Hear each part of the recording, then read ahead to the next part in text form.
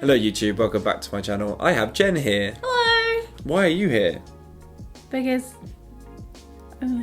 She has won some scars. She won 2 scars. I have, so have you. I've won 2 scars. And a mat. Yeah, champion. But you've already seen that video.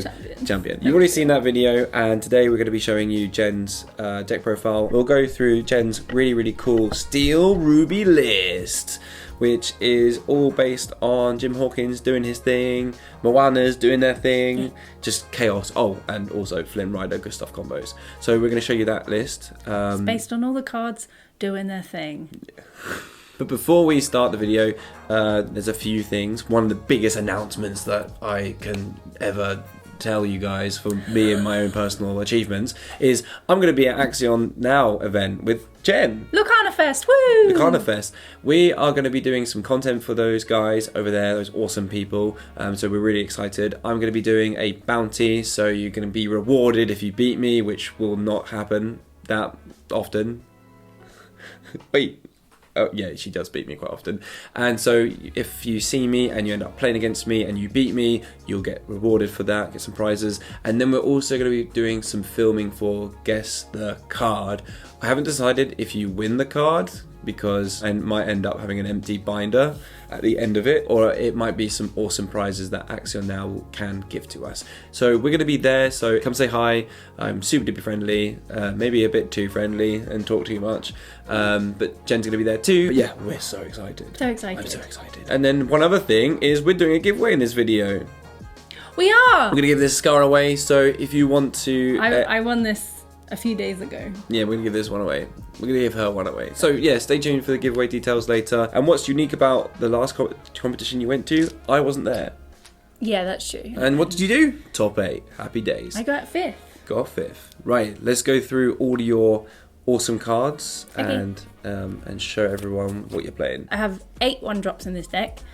First 4 are Happy. During my turn, he's evasive, so he can help with evasive removal if they have like Pegasus or Diablo or whatever. And he's a knight, which combos with the Dwarf's Mine. Spoiler alert, I have those in my deck also. It's a really good utility, nice card, nice and early location setup, and deal with that pesky Diablo. Yeah, Moana, self-taught sailor. So from the recent set? Yeah, from set 6. She was a recent addition. I have a few changes I made after set 6 came out, which I'm currently really happy with. I replaced the small steel Robin Hood because I had that Robin Hood and the big shift Robin Hood. Yep. And I really like them. He's a really powerful card, but it just wasn't really working for me. He would always get outed immediately and I never really got to take advantage of his ability. So I had to flick through all the other options I might have, and this Moana and the big Moana that we will see, I thought were a very good replacement. Yeah, another thing, it utilises well with characters that are captains. I have a few captains in the deck. She can only challenge if a captain is in play, which is why she, for a 1-drop, has a decent stat line of 3/2. And even if she quests, she will wipe something out that tries to knock it out, like a Madam M Fox. Yeah, Flynn Rider. Frenemy. You've got a lot of cards in here that just play so well with Flynn Rider. Yes, because at the start of your turn, if you have a character on your field that is a higher power than your opponent, I get 3 lore. He's a win condition. Yeah.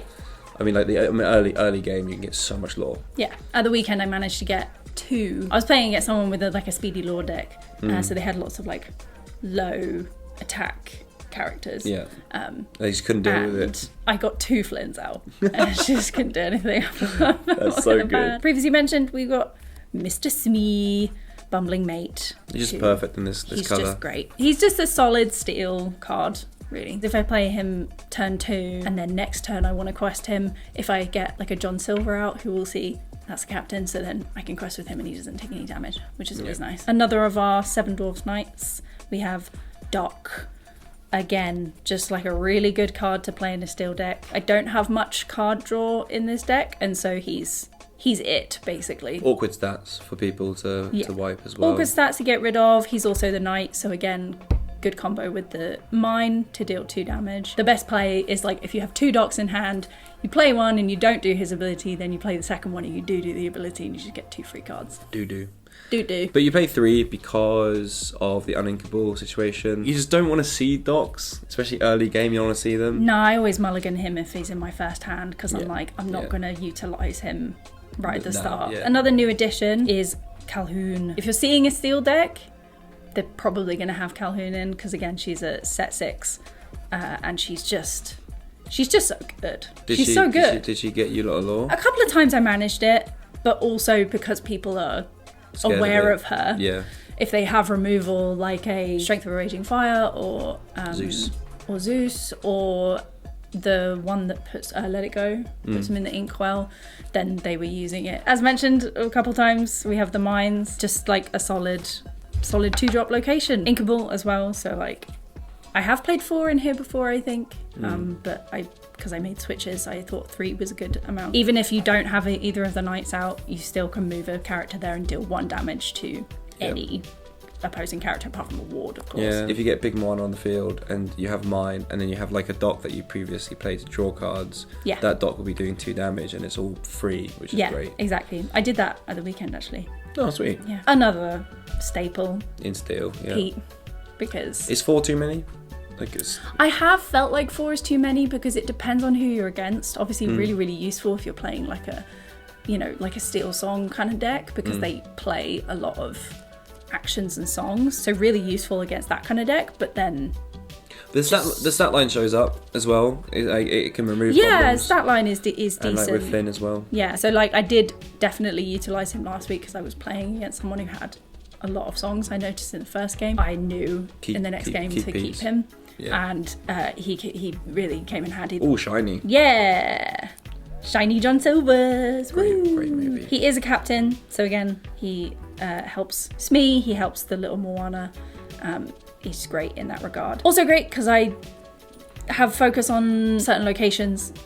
So he gets buff. +1 resist and +1 lore for each location I have in play. Yeah. So even if you just have 1 location in play, it's super worth it because he then can quest for 2 and has resist 1, so he's harder to out immediately. Ooh, you cut a Sisu.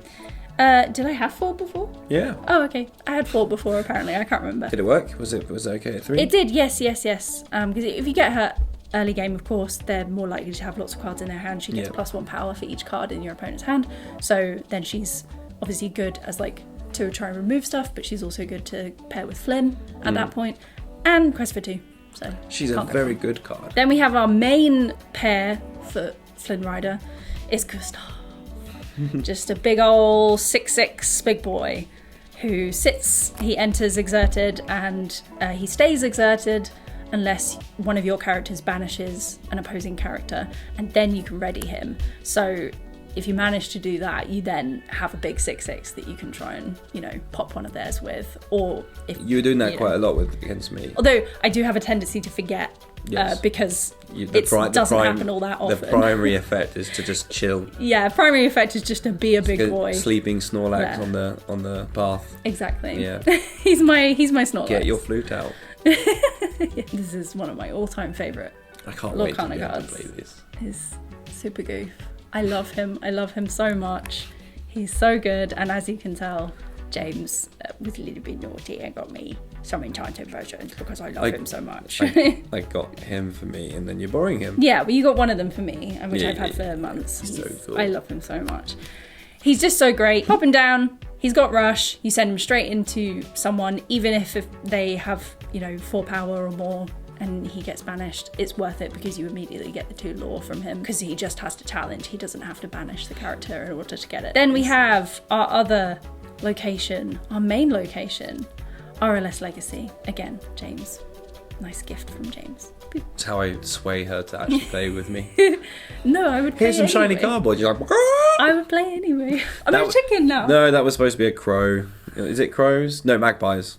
fun. Yeah, I messed that Like up. shiny stuff. You want to get it with a Jim, of course, Jim Hawkins, because when you play Jim, you can then play a location cost 4 or less for free, and then when you play a location, you can move him there for free. So the combo is Jim, Legacy, move.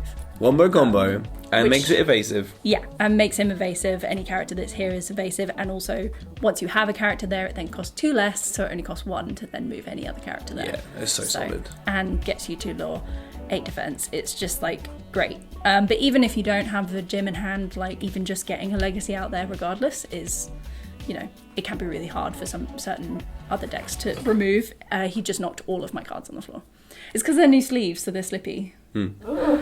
Goofy. Please hold. Another new addition, Pluto. Yeah. I wanted to try having a bodyguard in this because Do you know the reason? I want to protect my other. The reason why is we play so much, and I play Blurple, and Elsa taps Flynn, and it's just like, see you later, mate. That's why he's there. Yeah. He helps protect. When he has no damage.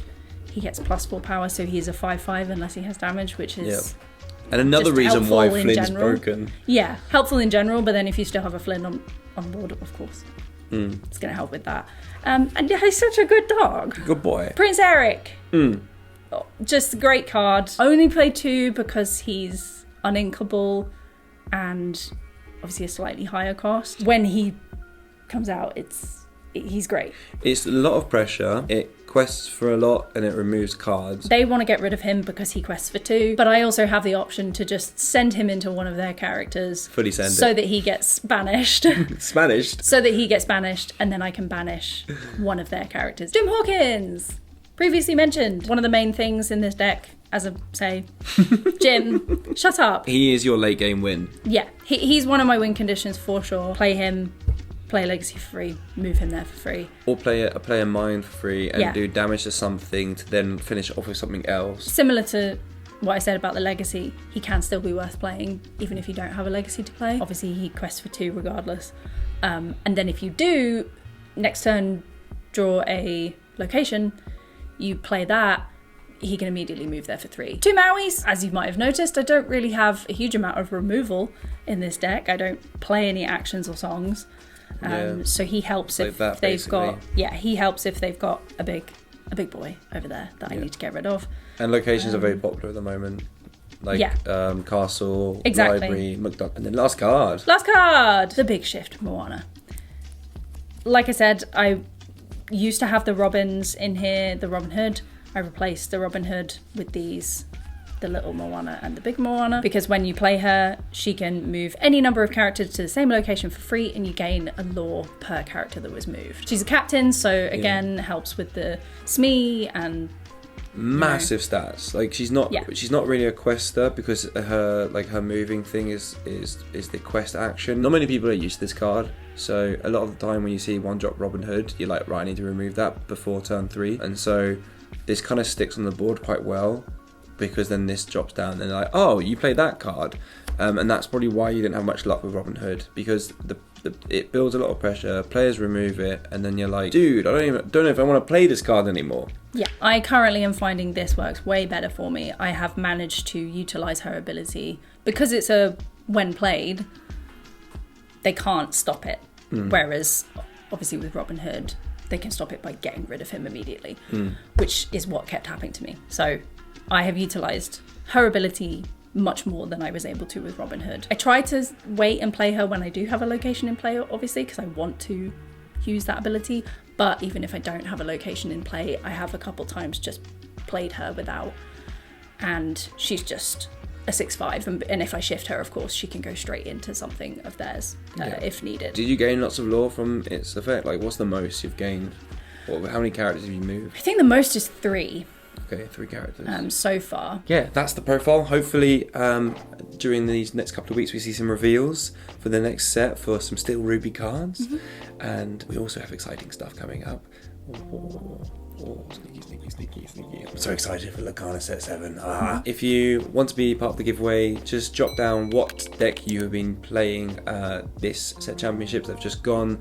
And if any of you have been playing Steel Ruby, what kind of sauce did you use? Is it sauce? The goo? Yeah.